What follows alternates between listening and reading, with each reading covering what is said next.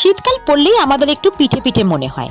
আজকে সেই জন্য একটা কড়াইতে 1.5 কাপ জল দিয়েছি, অল্প একটু নুন, 1 কাপ চালের গুঁড়ি দিয়েছি, দিয়ে একটু নাড়াচাড়া করে ঢাকা চাপা দিয়ে গ্যাসের ফ্লেম অফ করে রেখে দিয়েছিলাম। 2 মিনিট বাদে একটা থালায় ওই মিশ্রণটা নিয়েছি, একটু ময়দা মিশিয়েছি এবং রুটির আটা মাখার মতন করে বেশ ভালো করে মোলায়েম করেছি, ঠেসে ঠেসে মেখে। সেখান থেকে ছোট ছোট লেচি করে নিয়েছি। তার মাঝখানে পুর হিসেবে দিয়েছি ক্ষীর। আমি বাড়িতে দুধকে ঘন করে চিনি মিশিয়ে ঘন ক্ষীর বানিয়েছিলাম। সেই ক্ষীরের পুরটাই ওই লেচির মধ্যে দিলাম, দিয়ে মুখটা ভালো করে চেপে চেপে নিয়েছি এবং সাইডগুলো হাতের তালুর সাহায্যে একটু সরু সরু মতন করে নিতে হবে। যে জায়গাটা আমি আঙুল দিয়ে দেখাচ্ছি সেইখানটায়, মানে পিঠের শেপ দিতে হবে। আপনারা যেমন খুশি পিঠের শেপ দিতেই পারেন।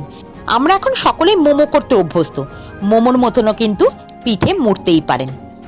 আমি আরও একটা দেখাচ্ছি, খুব সহজে এটা বানানো যায়।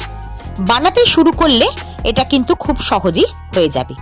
মুখগুলো ভালো করে চেপে চেপে দিতে হবে এবং সাইডগুলো হাতের তালুর সাহায্যে একটু সরু করে দিতে হবে, যাতে পিঠেটা খুব সুন্দর দেখতে হয়। এই দেখুন, আমার পিঠে কিন্তু তৈরি হয়ে গেছে। এই রকম ভাবে আমি ছোট ছোট পুলি বানিয়ে রেখে দিয়েছি। এবার গ্যাসেতে একটা কড়াইতে অনেকটা দুধ বসিয়েছি, 1 লিটার মতন দুধ দিয়েছি, সেটাকে বেশ ঘন করেছি। তার মধ্যে পুলিগুলো ছেড়ে দিলাম।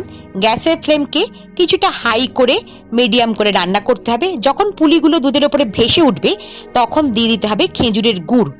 আমি চিনি দিইনি, খেজুরের গুড় দিয়েই আজকে পিঠেটা বানাচ্ছি, যাতে ক্ষীরটা বেশ গুড়ের গন্ধ হয়।